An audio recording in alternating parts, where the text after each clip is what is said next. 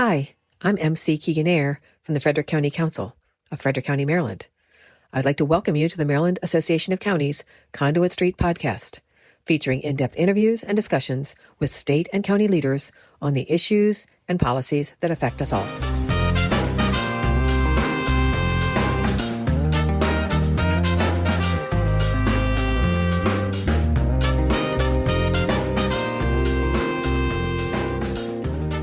Welcome to the Conduit Street Podcast. I'm Dom Butchko. Today, we're talking to Senator Sara Love, someone who's built a reputation in Annapolis for being thoughtful, prepared, and deeply engaged in the details. Her work touches a wide range of issues, and while we've had plenty of conversations over the years where we didn't start in the same place, we're almost always able to find common ground. Senator Love, thank you for coming on. Good morning, Dom. Thanks for having me.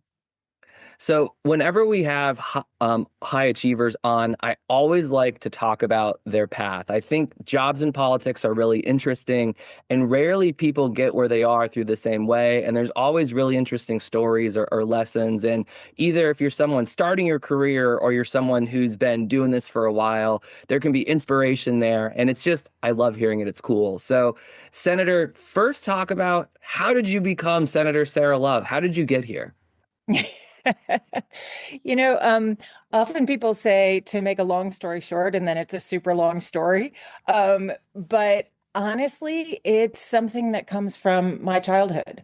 When I was first running, my mom told this story about when I was 9. I came downstairs and I said, when I grow up, I want to help people. I'm going to become a lawyer and I'm going to run for office. And that's what I did. And I grew up in a family where my mom was deeply invested in helping women and families, especially in family planning. My dad was an environmentalist before that was even a word. So that's really guided a lot of what I've done. I was in private practice in Chicago and lucky enough to do a lot of pro bono work. So I helped with a class action suing a bank for redline. And my co-counsel on that was a young lawyer named Barack Obama. That's cool. Yeah, it really was. I was also counsel for a nationwide suit against some lead anti-choice extremists who were using force and violence to shut down women's healthcare clinics.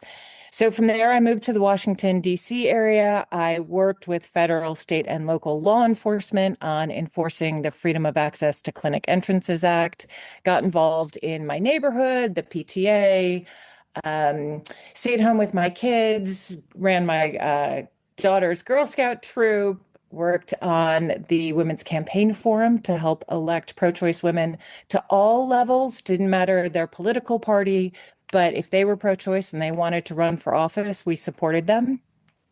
I was on the NARAL board, that would be back then the National Abortion Rights and Action League, and also on the ACLU of Maryland board. And my work on that board led me to be on their staff. I was their public policy director for about 4 years. And when a vacancy opens up for a D16 delegate, I decided I was going to jump in and run. And I did. Awesome. And word to all the listeners, I won my first race by 12 votes. Wow. Yep. If you are eligible, please register to vote and vote in absolutely every election. It matters. I think that happens a lot in Maryland. It's actually crazy how many folks they won by 12, they won by 15, especially in Montgomery County, because your county executive, that happened. And then with Johnny O in Baltimore County, these margins in Maryland are really small. I've never heard of this happening this many times in a single state. It's true. It's really true. And so and now you're in the Senate. So how long were you in the House? And then how long have you been in the Senate so far? I was in the House for 2 years. So I was first elected in 2018, reelected in 2022. And then when there was a vacancy of 2024, the governor appointed me to fill that vacancy. Awesome. And now you're running for reelection. Very cool. I am. So talk about, because I think this is interesting. You're in Chicago. Chicago's a great town. I love visiting there. My fiance's family is from there. So whenever we're there, always have to get deep dish pizza. By the way, we're going to go on a little bit of a tangent here. What's your favorite deep dish pizza? And please don't get this wrong. Giordano's. Yes. Yes. Because Lou's is basically soup. It's just too watery for me. I Giordano's is agree the with you. best. I mean, Malnati's it's got an ambiance, at the Mhm. restaurant, which is great, but I'm a Giordano's fan. Okay. Absolutely. Through and Okay. through. See, I thought I Chicago's liked you, great. but now I know I like you. Yeah, it's a great city. I loved it. My mom is still there. So it was tough to move. It really, really was. Now, is But that where you grew up? Did you grow up in Chicago? I did. Yeah. Okay. So talk about the transition from Chicago to the DC area because they're very different environments. They are. And it was funny when I first got here, I kept getting sick. And I went to this doctor and he said, Sarah, you may talk like you're from the East Coast. You may dress like you're from the East Coast, but you're good, solid Midwestern stock. And I'm like, what am I, a cow? Like, what does that mean? So I often tell people that I'm from Chicago, so I say what I mean and I mean what I say. And one of the hardest things for me to wrap my head around was in DC, the agenda that so many people had that Yes. was the undercurrent. With me, you know what you're going to get. I am who I am, but a lot of folks present one way, and then there's an undercurrent of who they really are. And that was kind of tough to wrap my head around because we Midwesterners were kind of just, who we are. I 100% agree there. So I didn't grow up in the Midwest, grew up in Northeast Pennsylvania, but a lot of similarities there. And there is something about being in DC and the people. And that's actually why I like state level politics more than federal level, because I feel like in state level it is more genuine. There's still that, brass knuckle, we have to pass policy and people have agendas, but there's something about DC, man, that it's just different. Yeah, absolutely. So I want to talk a little bit about your advocacy background and how that shapes your strategy. Because you and I have worked. I've been at NACO for 5 years now. This is my fifth session. I think you and I have worked every session on something. And the way you approach it, I think is different than a lot of other legislators. Whether we agree or disagree, and there are times that we do disagree, but your work is always first class and you always do your homework and you always have receipts. And I'm not saying that to blow smoke. I think genuinely, I wish more folks had the strategy you do. Can you talk a little bit about what your preparation looks like and what guides it? I think there's a lot of good lessons there. There's stuff that you do that I've copied for sure. Wow. Wow. Well, thank you for that. I appreciate that. Um, so I think it comes from a number of different areas. So I was a law clerk for a federal judge. So I saw the law from that angle. I was a litigator. So I saw the law from that angle. Then as an advocate, I saw the law from that angle. So when I'm putting together legislation, I try to look at it from all different angles. And when I was an advocate, I would always go into the legislators, having done my homework, knowing that my reputation was the only thing that I had, and that I had to be honest and straightforward with them. So I would do a lot of research ahead of time. And I would say, okay, this is why I am supporting this bill. I would like you to support this bill. This is what the opponents are going to say to you. And this is why I don't agree with that. And I felt like that was a really honest and straightforward answer, and that it also prepared them for what they were going to hear and a counter for it. And that served me really well as an advocate. People really appreciated that and respected that and knew that they could rely on what I said. So then I built on that when I became a legislator and continued to do all of that homework and looked at other states. What are other states doing in this space so that I could come prepared with a full understanding of the topic that I was bringing forward, what the opponents were going to say, what the opponents were going to bring to the table, and what my response would be. And as part of that, also what I could accept from them. because I also understand that, I don't know everything. And I can learn and I can compromise and come up with amendments to make the legislation better. I will say one of the things that I've noticed you've done that's old school, that if you talk to like the older legislators or the older lobbyists, you hear a lot about, but you don't see as much. And it's there's really an art to it, bringing people just around a table and hashing it out. And who are the technical folks and what can we compromise on? And maybe we need to have 7 of these meetings, but like let's get around the table and actually like get to the root of this. I think that's just how the sausage should be made. It's awesome. It is awesome. And I really appreciate when people come to the table and that my approach is when we walk in that door, okay, our goal here is to get to yes. And so how are we going to get there? And one of the things that I learned early on is there's a difference between what people want and what people need. And you have to figure 100%. out what they need and what they want and where you can work with them in that. 100%. Yeah, like the art of reading people in this business is huge, and you have to be able to do that. I've got to say, I think your background as a litigator and as an advocate, as an advocate myself, I appreciate how that shapes your approach. I want to transition now. So you have a broad portfolio, and you and I have worked on a lot of environmental stuff. So I want to start there, and then we can talk about the other stuff. But on the environmental side, I've just like over the years, the stuff we've worked on, forest conservation, and we've done that for I think 2 or 3 years. Lithium-ion batteries, which by the way, I just have to give us both a pat on the back. Our lithium-ion battery commission got extended. We did that on a whim because folks were complaining to us, and now this thing's going to be around for a decade. Yes. We've done a lot on stream restoration. PFAS was really big this year, and put a pin in that because I think we need to like spend some time on that alone. But talk broadly about, your environmental focus, because you're one of the main environmental voices in the legislature. And it's interesting because you don't even sit on the Environment Committee in the Senate. Right, right. So I was on environment and transportation for 6 years. And as I said, I grew up caring about conservation and about the environment. This is really going to date me. But when I was growing up, we would tie our newspapers with twine and we would put all of the different colored glass into different bags and take all of that to the recycling center. And to this day, my family reuses wrapping paper. So you will get birthday presents in wrapping paper that you probably got when you were a kid. So Oh my God. it's really fun, actually. Like, oh my gosh, I remember this wrapping paper. So this is really who I am and who I have always been.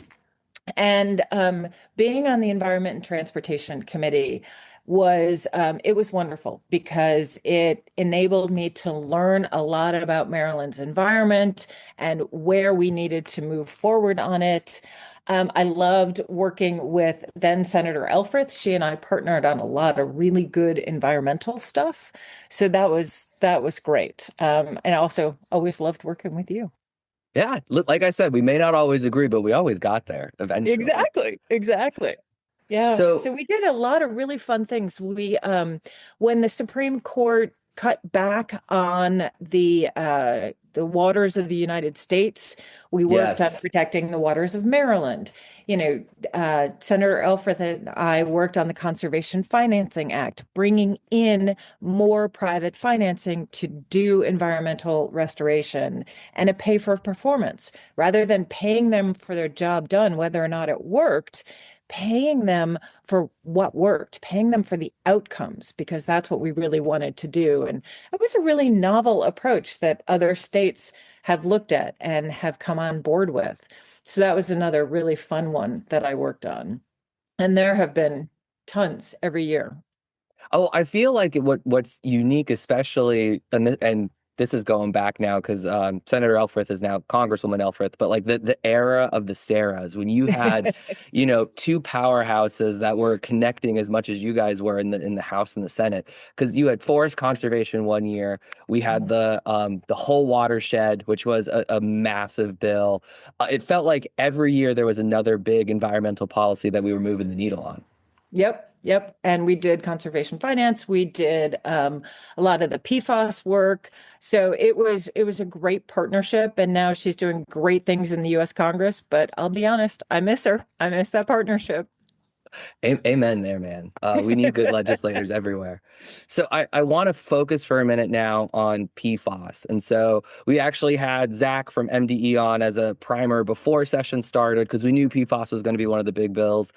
It did pass. We both still have the scars from that one, but I think we're happy we moved the needle in the right direction.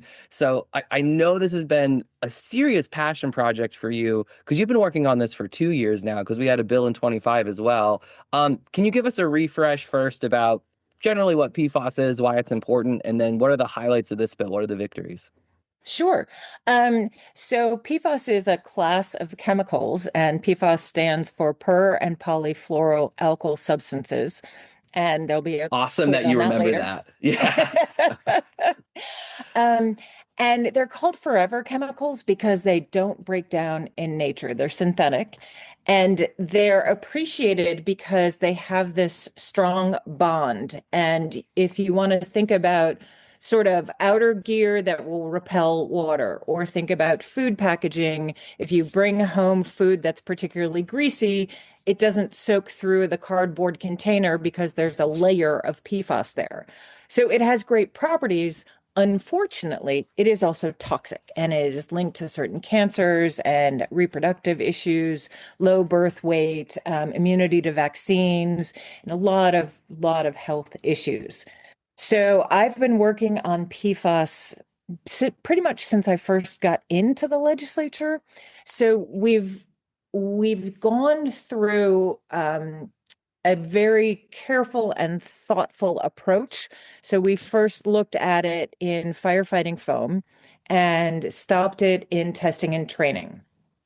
Then we moved to the George Walter Taylor Act, one I did with then Senator Elfreth, and we stopped it in food packaging, rugs and carpets, and all firefighting foam. And one of the things that we've done very carefully is looked at and made sure there is an alternative. So before we banned it in firefighting foam, we made sure that there was effective firefighting foam for our firefighters to use. And the George Walter Taylor Act, it was named after Walter because he had died from PFAS-related cancer. He was a firefighter at Patuxent. So then we looked at what was going into the system, and then the next part was looking upstream from our wastewater treatment plants and trying to get it out of our wastewater treatment plants, looking at significant industrial users. That was in 2024. In 2025, we started looking at what was coming out of our wastewater treatment plants and started looking at biosolids. So biosolids are a product from our wastewater treatment plant. They can be used as a fertilizer. They're very rich in nutrients, which is great. So that can really be a win-win for our wastewater treatment plants. There's a place for the biosolids to go. It can be a win for our farmers because they've got cheap, accessible fertilizer. However, we needed to make sure that there wasn't these toxic PFAS in that biosolid product that was going onto our agricultural land. So going back to something you said early on about bringing people together, we had that legislation in 2025. We had a lot of meetings. We did a lot of great work, but the bill just wasn't ready. And so over the interim, I think we had 5 work groups. I mean, you and I were on a meeting pretty much every single day. Yeah. I used to say if there wasn't a day without a PFAS meeting, it wasn't a day. And that really helped us understand more deeply all of the issues around the bill. And so we came to the 2026 legislation with a bill that was much closer to what it needed to be, and then continued to bring everybody around the table to get that bill over the finish line. Yeah, I mean, it was extensive, that bill. When you say there wasn't a day, what was it, July, August, like all the way to January, it Yep. felt like at least twice a week if it wasn't every day.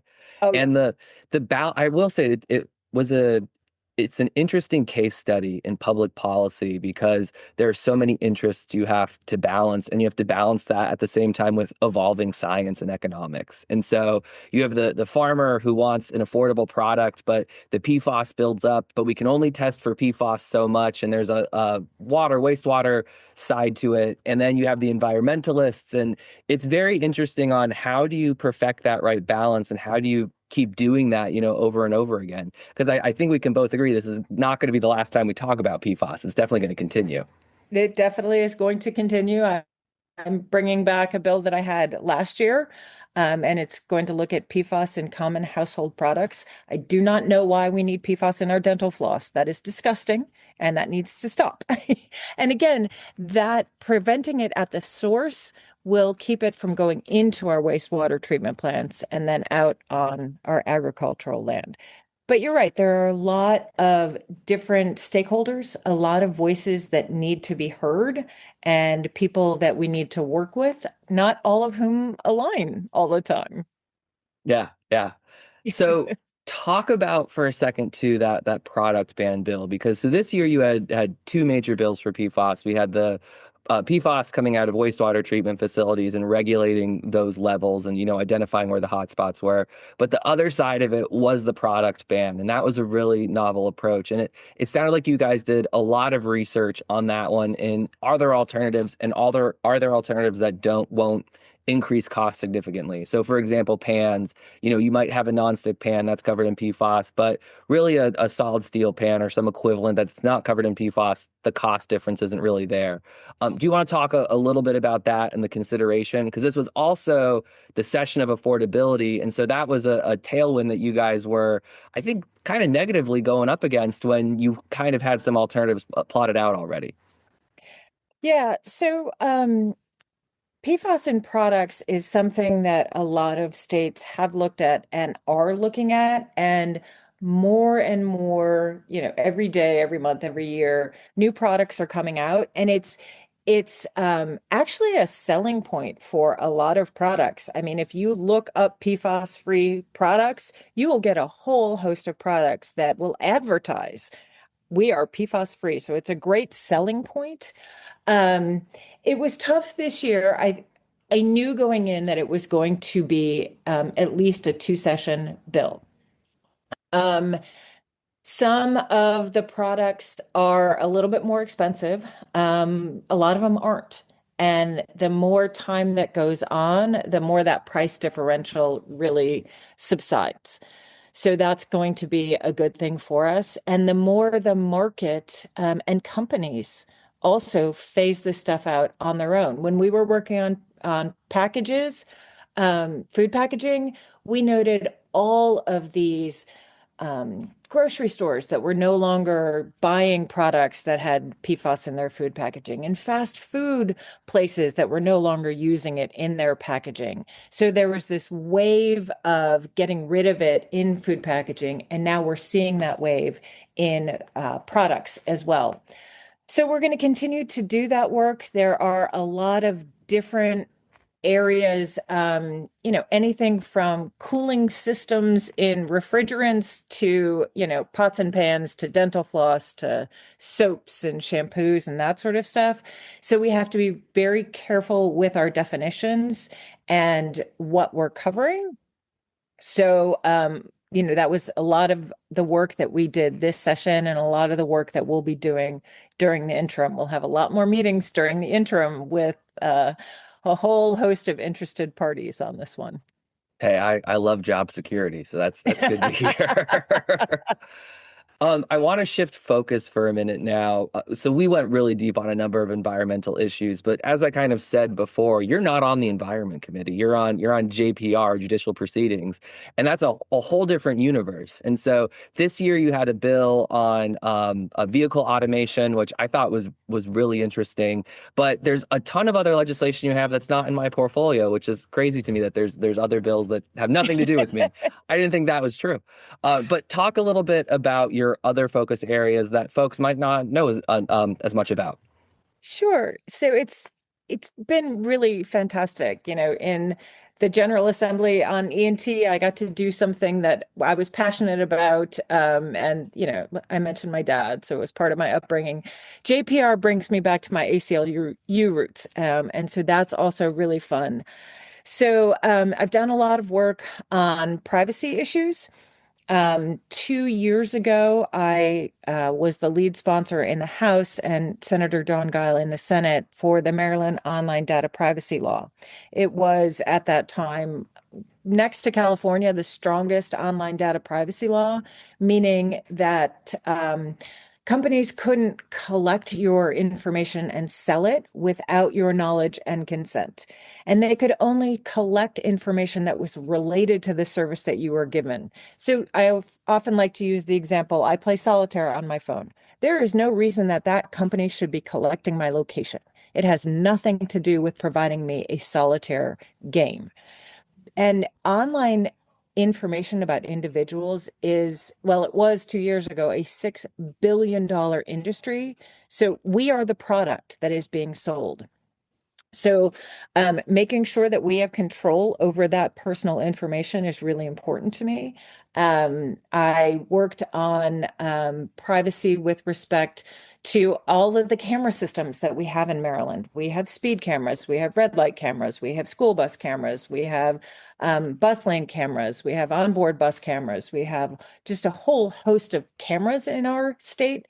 And I wanted to make sure that that information not only could not be networked, but that it could only be accessed by people who either needed to use it for, legitimate law enforcement purposes. We want law enforcement to be able to get information to catch criminals, but that they couldn't use it just for,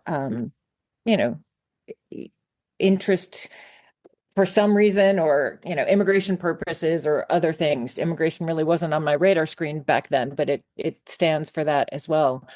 And then this year I worked on a bill to make sure that survivors of domestic violence and stalking didn't have their personal information on public facing kiosks in courthouses, so that they couldn't be tracked down. So privacy is really important to me. And then also helping vulnerable residents. I've done a lot of work for victims of intimate partner violence, for folks in the LGBTQ plus community, for vulnerable road users.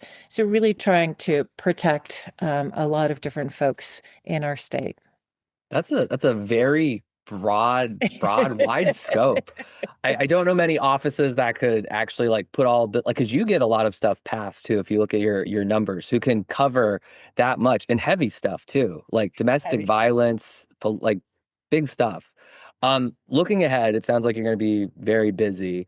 So the legislative work, we all know, doesn't stop. We were just talking about, meetings every day.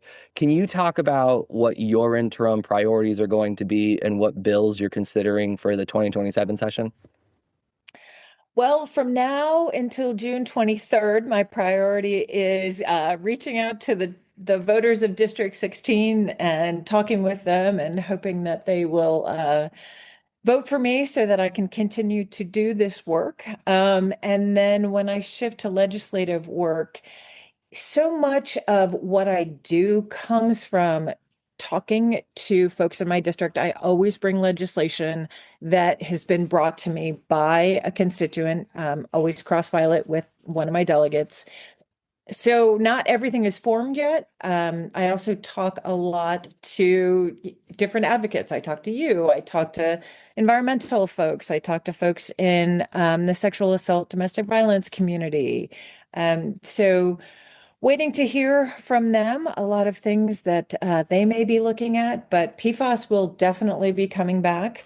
Issues around domestic violence will be coming back for sure. And then we'll see what's next. All right. Well, fingers crossed, knock on wood. We're still chatting after June, and then closer to session, we'll have to have you back on for an update. Sounds great. I look forward to it. Oh, thank you for coming on, Senator. Thanks, Dom. Great to be here. Before you go, remember to like and subscribe wherever you listen to podcasts. Register now for the annual Mako Summer Conference, August 12th through the 15th in Ocean City, Maryland. And thank you to everyone for listening to the Conduit Street Podcast.